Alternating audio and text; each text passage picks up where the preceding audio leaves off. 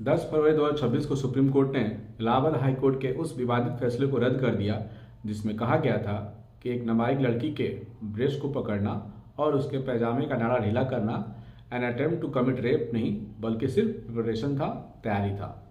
यह मानते हुए कि हाईकोर्ट ने तय क्रिमिनल लॉ के सिद्धांतों का गलत इस्तेमाल किया, सुप्रीम कोर्ट ने स्पेशल जज द्वारा आईपीसी के सेक्शन 376 के तहत जारी किए गए ओरिजिनल समन को पोक्सो के सेक्शन 18 के साथ फिर से जारी कर दिया। Chief justice of India Suryakant, justice Joy Mallya Bagchi और जस्टिस एनवी अंजारिया वाली 3 जजों की बेंच ने पिछले साल हाई कोर्ट के विवादित फैसले पर सुओ मोटो केस में यह फैसला सुनाया।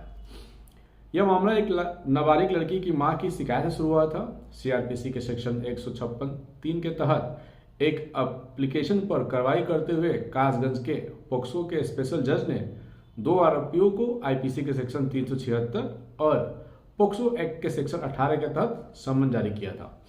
हालांकि इलाहाबाद हाई कोर्ट ने समन ऑर्डर में बदलाव कर दिया। उसने माना कि असल आरोपों में रेप की कोशिश का पता नहीं चलता और आरोपों को बदलकर आईपीसी के सेक्शन 354(b) और पोक्सो एक्ट के सेक्शन 9 और 10 कर दिया, जिनमें तुलना में कम सजा का प्रावधान है। हाईकोर्ट ने तर्क दिया कि आरोपियों के खिलाफ लगाए गए आरोप सिर्फ तैयारी के थे और कोशिश के हद पार नहीं करते थे। सुप्रीम कोर्ट ने कहा कि हाईकोर्ट का ऑर्डर क्रिमिनल ज्यूरिस्प्रूडेंस के तय सिद्धांतों के साफ तौर पर गलत इस्तेमाल के कारण रद्द किया जा सकता है। ऐसा इसलिए है क्योंकि हाई कोर्ट ने समन ऑर्डर में बदलाव किया और निर्देश दिया कि आरोपी पर आईपीसी की धारा 354(b) के छोटे चार्ज के साथ में पोक्सो एक्ट की धारा 9(10) के तहत मुकदमा चलाया जाए। यह बदलाव इस आधार पर किया गया कि तैयारी और कोशिश में फर्क होता है और यह मामला तैयारी वाला था। मध्य प्रदेश राज्य वर्सेस महेंद्र उर्फ गोलू का जिक्र करते हुए बेंच ने तैयारी और कोशिश के बीच का अंतर समझाया। बेंच ने कहा कि कोशिश तैयारी के बाद मेंस क्रिया को अंजाम देना है। इस पर विचार करते हुए बेंच ने कहा कि आरोपियों ने क्राइम तभी रोका जब नाबालिग की चीख पुकार की वजह से गवाह क्राइम स्पॉट पर पहुंचे।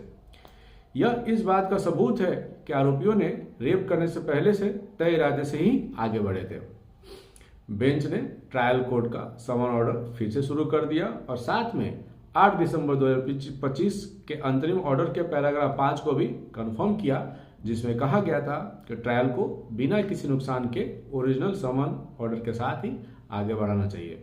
इसके अलावा बेंच ने साफ किया कि किसी भी ऑब्जर्वेशन को आरोपी लोगों के गुनाह पर दी गई राय नहीं माना जाना चाहिए। ऐसे ही डिफरेंट कोर्ट केसेस के वीडियो के लिए बने रहिए मेरे साथ। मेरे वीडियो को लाइक करिए, शेयर करिए, चैनल को फॉलो और सब्सक्राइब करिए। धन्यवाद।